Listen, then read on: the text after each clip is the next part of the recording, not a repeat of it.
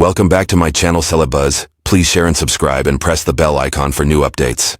The Frank Sutton mystery finally solved, and it's not good. Frank Sutton was born Frank Spencer Sutton on October 23, 1923 in Clarksville, Tennessee. Growing up during the Great Depression, Sutton showed he really loved acting from when he was very young. While he was still in high school, he was in school plays and local theater, where everyone could see how much he loved performing. Even though his family didn't have much money, he kept working toward his dream of becoming aerial actor. After he finished Nashville High School, he followed his dream by going to Columbia University in New York City, where he studied drama and finished. You could tell early on that he really cared about acting, and how well he did in school showed his strong desire to learn and do his best. But like many young men back then, Frank Sutton's life was changed a lot by the events of World War II. After the attack on Pearl Harbor, Sutton tried to join the U.S. Marine Corps, but they said no because he was colorblind. He didn't give up, so he joined the U.S. Army and did a great job fighting in the Pacific area as part of the 293rd Joint Assault Signal Company. He was in 14 assault landings, including the attacks on Leyte and Luzon in the Philippines. His time in the military taught him to be disciplined and love his country. Wickletter helped him with the characters he played on TV. He became a sergeant and left the army with honor after the war, an experience that made veterans and fans respect him forever. After coming home from the war, Sutton went back to his acting job with new energy. He worked in both theater and television during the 1950s, becoming known as an actor who could play many different kinds of. His early TV appearances include parts on shows like The Edge of Night and The United States Steel Hour. One of his most memorable early movie parts came in 1955 when he acted alongside Academy Award winner Ernest Borgnine in Marty, a really good movie that won for Oscars including Best Picture. Even though Sutton played a smaller role, his acting helped make him known in Hollywood as a serious actor. Even with his early success, Sutton found his real big break in the 1960s when he watched U.S.M.C. in Gomer Pyle, U.S.M.C., a spin-off The Andy Griffith Show as Sergeant Vince Carter. Sutton played the tug drill instructor who was constantly frustrated by the nice but clumsy Private Gomer Pyle, played by Jim Nabors. The way Sutton and Nabors worked together was amazing, and their on-screen friendship became the main part of the show. People loved watching Sutton's ability to mix tough authority with moments of kindness and humor. How he played the character made the typical strict military man more human, showing layers of caring, loyalty, and even love beneath his character's loud surface. The show was on TV from 1964 to 1969 and became something very watched, bringing millions of viewers each week. Sutton's acting earned him a place in television history, and his famous sayings, especially the loud yell, became part of what Americans knew and loved. More than just someone to be funny with, Sutton brought a sense of realness and truth to his role. No doubt helped by his own military experience, his acting connected with service members and regular people alike, making him a loved person during a crazy time marked by the Vietnam War and changing feelings toward the military. After Gomer Pyle, U.S.M.C. ended, Sutton kept working in television, theater, and commercials. He often took guest parts in popular shows like That Twilight Zone, Gunsmoke, The Untouchables, and Love American Style, showing his ability to do drama too. Even though he never became as famous as during his Gomer Pyle days, Sutton stayed a respected and loved actor among other actors. In his later years, he focused more on stage work, performing in dinner theaters and local shows across the country, where he kept entertaining audiences with his endless energy and charm. After the popular sitcom Gomer Pyle, U.S.M.C. ended its run in 1969 after 5 successful seasons. Frank Sutton stayed a familiar face on American television, especially through his continued work relationship with his former co-star Jim. Sutton moved into a regular role on the Jim Nabors Hour musical comedy variety show that was on CBS from 1969 to 1971. This show was different from the military setting of Gomer Pyle, giving audiences a chance to enjoy Nabors' opera singing talents, with comedy sketches that kept charm and humor of the earlier sitcom. Sutton, along with fellow Gomer Pyle actor Ronnie Skell, was a key part of the show's funny segments, often appearing in humor skits that showed his well-practiced timing and expressive range. In these sketches, Sutton often played the brother-in-law of Nabors' character, letting him once again work off Nabors' more innocent and friendly personality, much like his relationship with the character of Gomer Pyle. But this new setting gave Sutton more freedom to try different comedy styles, often leaning into home or everyday humor rather than military strictness. His performances showed his ability to change and switch easily between stern boss roles and more lighthearted familiar. Sutton's presence on the Jim Nabors Hour helped keep the strong fan base he had built during his time on Gomer Pyle U.S.M.C., and the show itself had good ratings during its 3-season run, thanks partly to Sutton's strong comedy chemistry with Nabors and Skell. Outside of television, Sutton expanded his acting by going into live theater, especially in the popular format Afternoon Theater, which was really popular in the 1970s. This place allowed him to connect more closely with audiences and show his skills in a live setting away from limits of television scripts and filming schedules. Among the many roles he played on stage, one of his most notable performances was as the father in Norman Is That You?, a groundbreaking comedy by Ron Clark and Sam Brick. The play dealt with topics of generational conflict and homosexuality, a bold subject for its time, and Sutton's role required both comic flair and emotional depth. His portrayal, oft confused but ultimately loving father, offered audiences a look at his ability to bring honesty and vulnerability to a part that also required sharp comedy instincts.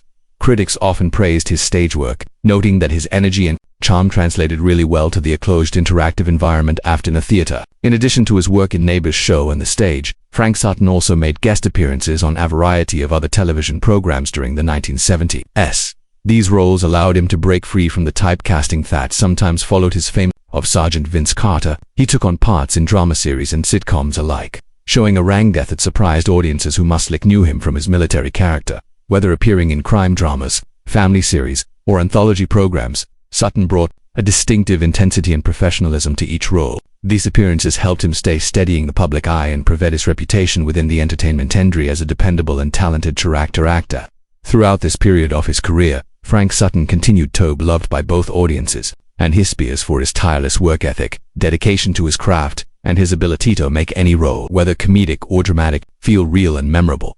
His post-Gomer Pyle years reflected his ability to change and determination to grow as an actor, securing his legacy not just as a television icon but as a dynamic and accomplished performer across multiple mediums. In 1946, Frank Sutton married Toby Migler, a talented and ambitious woman who would go on to make a name for herself as a writer in the television industry, especially in the area of soap operas. Their marriage marked the beginning of a lifelong partnership that would last through the many highs and lows of Sutton's acting career. Toby, who had a deep love for books and storytelling, brought both emotional smarts and intellectual depth to the relationship.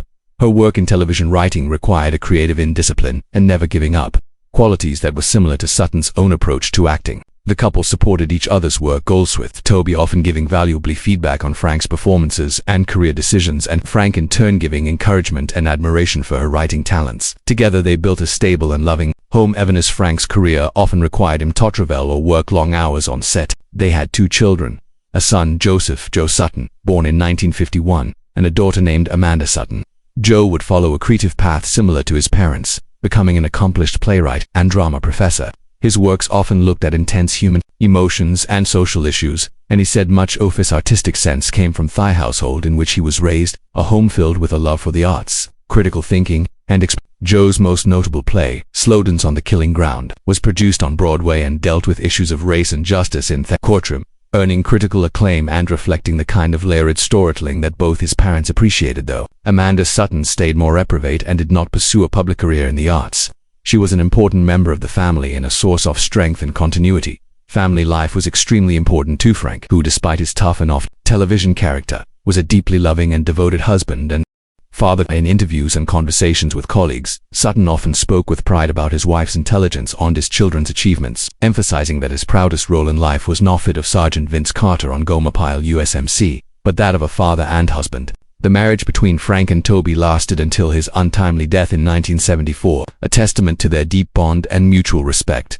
Toby never remarried, and in the years following Frank's passing, she stayed fiercely protective of his legacy, making sure that his contributions to American television and his memory as a dedicated family man were not forgotten. Their lasting relationship, built on love, creativity, and shared values, left a meaningful legacy for their children and for those who knew them for decades. Fans of actor Frank Sutton were left puzzled by the sudden and unexpected end to the life of the man who famously played the hot-headed yet lovable gunnery Sergeant Vince Carter on the classic 1960s sitcom Gomer Pyle U.S.M.C. Sutton's booming voice, stiff posture, and perfect comedy timing made him a fixture in American homes and a beloved presence on television. But behind the scenes, Sutton's personal life and untimely death were covered in mystery. Rumors went around, half-truths were repeated, and over time the facts became twisted. Now, with new information and a clearer picture finally emerging, the truth has been revealed, and it's far from the heartwarming story many fans had hoped for. Frank Sutton died on June 28, 1974, at the age of just 50, collapsing from a heart attack in his dressing room moments before he was supposed to go on stage for a performance of the play Love in Shreveport, Louisiana. For many, this seemed like an impossible to understand tragedy. Sutton had always appeared full of life and strength, the perfect tough guy with a heart. But in reality, his health had been quietly getting worse, hidden by a demanding work schedule and a deep dedication to his craft. Sutton had long struggled with health issues that were made worse by years of heavy smoking, a poor diet, and constant stress from performing in both television and live theater without much rest. Despite his outward image of disciplined energy, Sutton had been warned about his heart health. Yet he continued to push himself, believing that the show must go on. In fact, many of those closest to him later reviled that he had been ignoring warning signs for years. Frequent chest pain, shortness of breath, and times afterwardness that he would brush off with his usual tough guy attitude. Rather than dealing with these health concerns seriously, Sutton chose to hide them, fearing that showing weakness could hurt his career or damage his reputation as a strong, commanding figure. This decision, looking back, proved to be tragically deadly. Adding to the sadness is the revelation that Sutton's death could likely have been. Recent interviews and documents uncovered by biographers show that Sutton had been advised to undergo testing and treatment, but had reportedly postponed it multiple times due to work obligations and a desire to avoid public scrutiny. The idea of appearing vulnerable, especially after playing a larger-than-life military sergeant, was something he deeply feared. Sadly, this fear kept him from taking the medical steps that may have made his life longer. Moreover, his final days were filled with intense pressure. After Gomer Pyle ended, Sutton tried to reinvent himself on stage. Eager to prove that he was more than a one-note comedy actor, he took on demanding the roles, often touring across country with minimal rest. While audiences were delighted to see him live, Sutton was reportedly exhausted, working grueling schedules, and performing under conditions that placed huge strain on his body. Friends recall that he was running on sheer willpower in the days leading up to his death.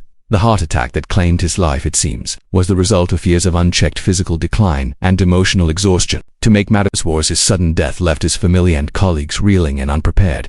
His wife Toby and their 2 children, including son Joe Sutton, who would later become a successful playwright, were devastated. They were unaware of how serious his health issues had become.